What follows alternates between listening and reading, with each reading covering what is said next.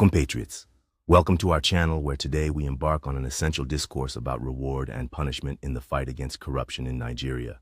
Corruption has become a significant impediment to national development in Nigeria, manifesting as the misappropriation of public funds by those in power.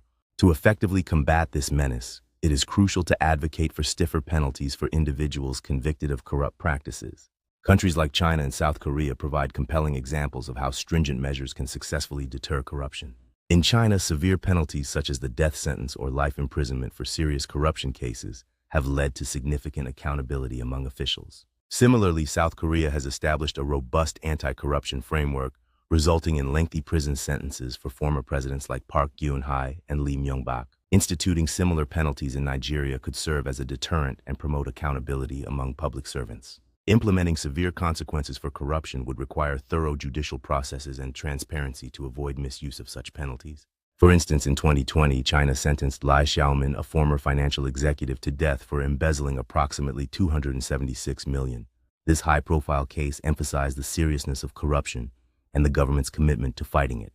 If Nigeria adopts such stringent measures, it must ensure that legal processes are impartial and fair to maintain public trust.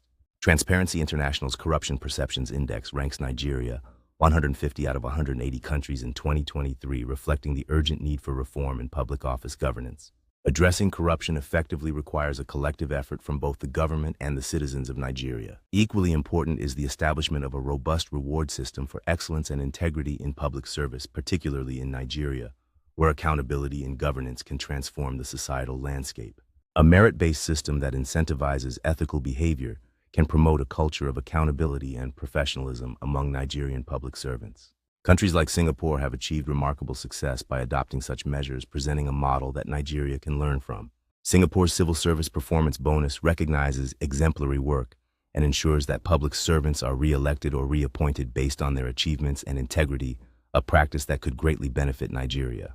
This approach has contributed to Singapore's reputation as one of the least corrupt countries in the world, ranking 5th on the Corruption Perceptions Index in 2023, highlighting the effectiveness of such systems. In Nigeria, the implementation of a system that rewards integrity and competence could reshape the political landscape, ensuring that public officials who exhibit these qualities are either re-elected or reappointed.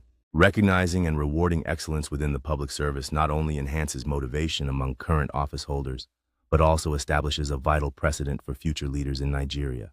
By merging strict penalties for corruption with robust incentives for ethical behavior, Nigeria can create a governance framework that emphasizes accountability and transparency.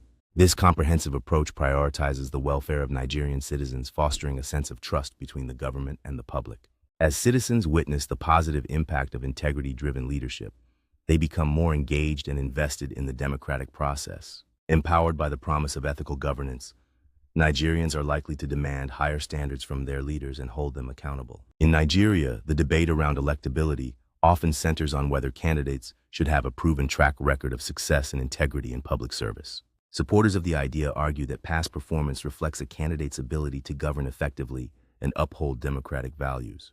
Critics, however, contend that this approach can limit opportunities for new leaders who may bring fresh ideas and perspectives.